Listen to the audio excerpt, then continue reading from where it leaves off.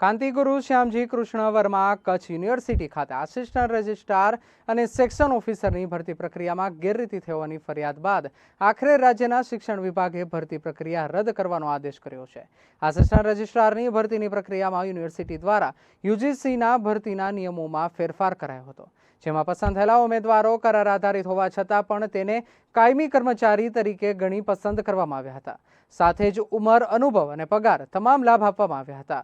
આ ઉપરાંત roster register નિભાવવામાં આવ્યું ન હતું। બીજી તરફ ભરતીની જાહેરાતની સંપૂર્ણ પ્રક્રિયામાં પારદર્શકતાનો અભાવ જોવા મળ્યો।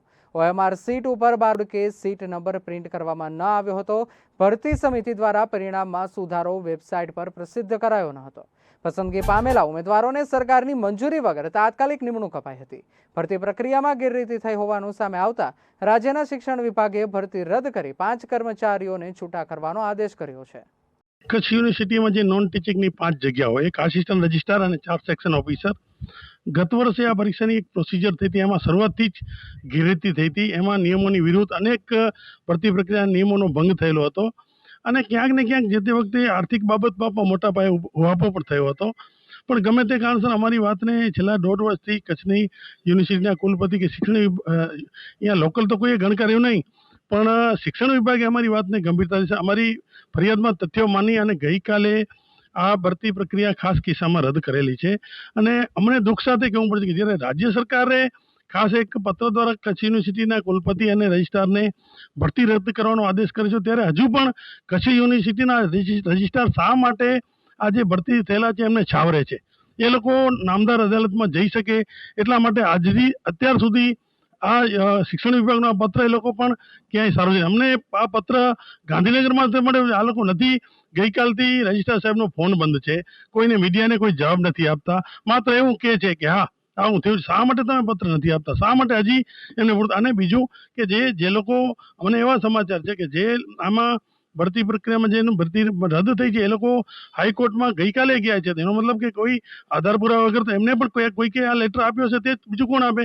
કચ્છ યુનિવર્સિટીમાંથી જ કોઈક આપે, ત્યારે હાઈકોર્ટમાં ગયા છે। 2024 જે નોન ટીચિંગ સ્ટાફની ભરતી થઈ કે જેમાં 4 સેક્શન ઓફિસર અને 1 આસિસ્ટન્ટ રજિસ્ટ્રારની નિમણૂક થઈ અને જેઓ તદ્દન હંગામી ધોરણે કામ કરતા હતા અને એ લોકોને આમાં એપ્લાય પણ કરવાનું ન હોય એઝ પર રૂલ્સ, તો એ લોકોને એપ્લાય તો ભલે કરાવ્યું, પણ એની સાથે સાથે એ લોકોને પાસ કરવા માટેની જે બધી ગેરરીતિ થઈ એ ખૂબ જ ખરાબ રીતે બધું કરવામાં આવ્યું છે અને એમાં ભ્રષ્ટાચાર પણ એટલો જ થયો છે।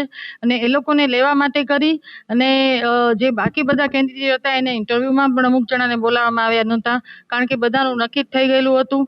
અને પેપર પરીક્ષાની બાબતમાં જે લોકોએ પરીક્ષા આપી કેન્ડિડેટ હતા અહીંયાનો સ્ટાફમાંથી જે 5 જણાને લીધા છે એ જ વ્યક્તિઓ આ પરીક્ષાની એની તૈયારીમાં હતા કે જે લોકોએ પરીક્ષા દીધી છે ને એ પરીક્ષાનો જે કાર્યવાહી કરવાની હોય એમાં જે ગુણાંક મૂકવા કે ચેક કરવું કે એન્ટ્રી કરવી, બધામાં એ લોકોએ જ કામ કર્યું છે આ બધું, કે જે પોતે પરીક્ષા આપનાર હતા।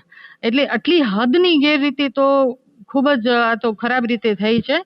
ન્યાય માટે અમે સૌથી પહેલી રજૂઆત તો યુનિવર્સિટીમાં જ અમે એક લેટર લખ્યો હતો, પણ જે કોઈ કારણસર કોઈ કે એ લેટર ઇનોટમાં દબાવી દીધો હતો અને એટલે અમારું પહોંચ્યું નહોતું વીસી સાહેબ કે રજિસ્ટ્રાર સાહેબ સુધી।